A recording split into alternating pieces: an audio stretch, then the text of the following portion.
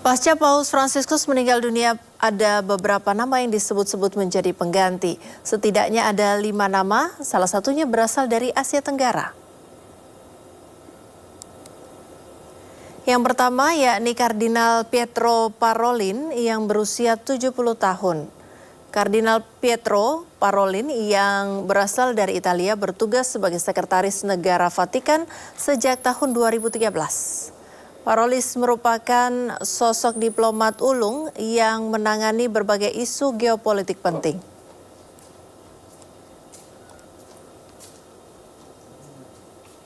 Yang kedua yakni Kardinal Peter Erdo yang berusia 72 tahun asal Italia.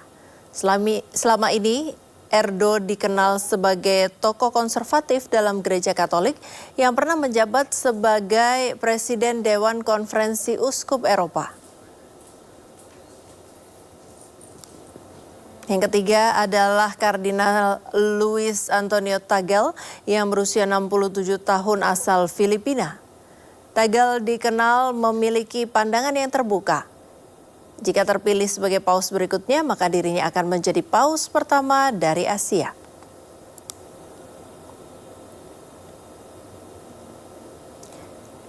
Yang keempat adalah Kardinal Matteo Zuppi yang berusia 69 tahun dari Italia. Zuppi dikenal memiliki pengalaman diplomasi global, termasuk perdamaian di Ukraina dan Amerika Serikat.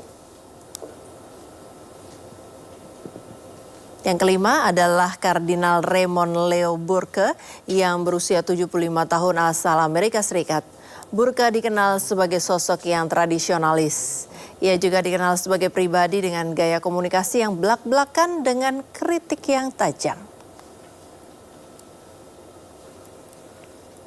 Pemirsa, Dewan Pers dan Kejaksaan Agung buka suara soal penetapan Direktur JAK TV sebagai tersangka perintangan penyidikan kasus korupsi.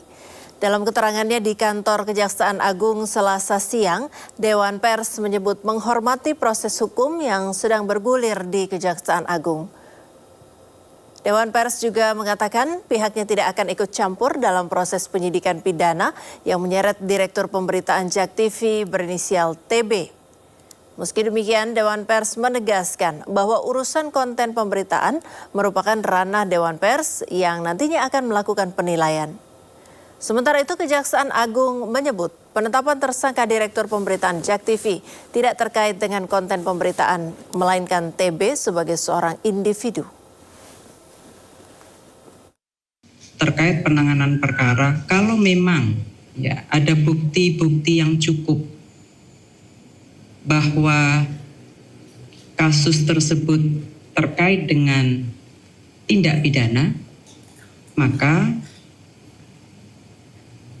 ini adalah kewenangan penuh dari Kejaksaan Agung untuk menindaklanjuti prosesnya. Dewan Pers tentu tidak ingin menjadi lembaga yang cawe-cawe terhadap proses hukum.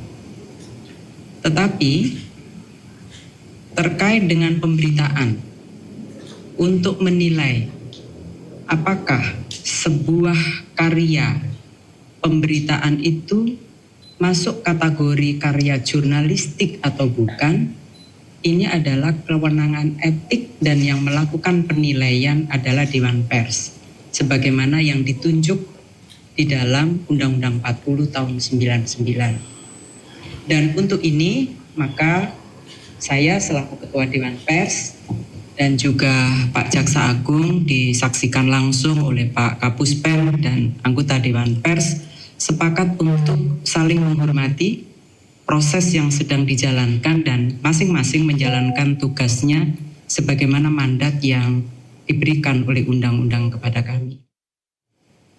Bahwa perbuatan yang dipersangkakan kepada yang bersangkutan itu adalah perbuatan personal yang tidak terkait dengan media. Itu tegas. Dan yang kedua, bahwa yang dipersoalkan oleh kejaksaan bukan soal pemberitaan, karena kita tidak anti kritik. Bahkan rekan-rekan media tahu bagaimana sejak saya menjadi Kapuspenkum di sini.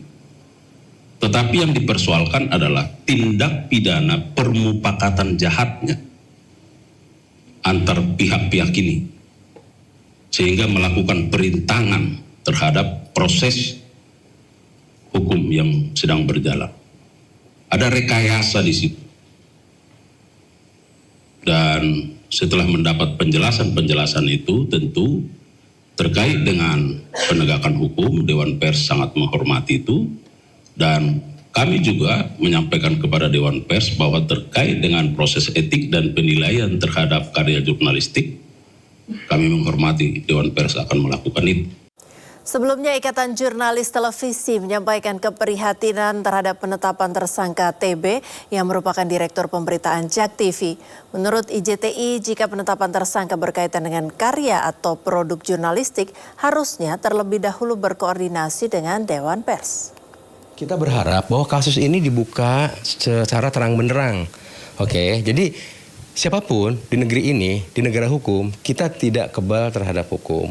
Kalau misalnya bersalah, ya kemudian harus ikutin proses itu terbuka. Nah, itu juga untuk membuat publik percaya bahwa kalau misalnya jurnalis bersalah pun memang kemudian kemudian ada konsekuensi hukum yang harus dilakukan. Itu yang malah penting banget buat kami semua untuk tetap menjaga kepada publik bahwa kita juga betul-betul secara profesional menjaga kemerdekaan pers. Kalau ada hal yang kemudian harus diadukan, silakan diadukan. Di sini ada prosedurnya ke Dewan Pers misalnya. Karena bagaimanapun juga di situ disebut-sebut terkait dengan dalam beberapa pemberitaan kan disebutkan bahwa ini juga mengorkestrasi untuk berita negatif. Kan berita negatif itu seperti apa kita nggak tahu juga dalam konteks kasus ini gitu. Dan di mana menilai itu ada tempatnya di Dewan Pers karena mereka memiliki banyak ahli pers yang bisa menentukan, bisa memberikan masukan bahwa ini adalah produk jurnalistik yang buruk, yang tidak bermanfaat, yang kemudian harus ada konsekuensi hukum kemana, atau malah juga ini adalah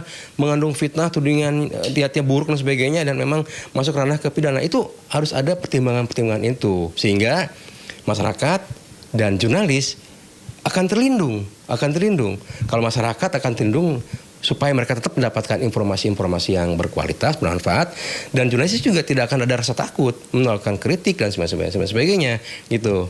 Ya kan, betul memang nanti pengadilan akan membuktikan bahwa, tapi kan tahap awalnya memang harusnya juga terkait dengan karya jurnalistik, apapun juga itu harus ada ngobrol dulu lah, diskusi dulu dengan para ahli di Dewan Pers menentukan ini ada potensi menghalangi penyidikan gitu, merintangi penyidikan itu sebelah mana gitu. Jangan kemudian menentukan. Saya pikir juga undang-undangnya juga menyebutkan hal tersebut gitu. Jadi sekali lagi kami sangat menghormati proses hukum yang dilakukan oleh profesional, oleh aparat profesional dengan mengedepankan perundang-undangan.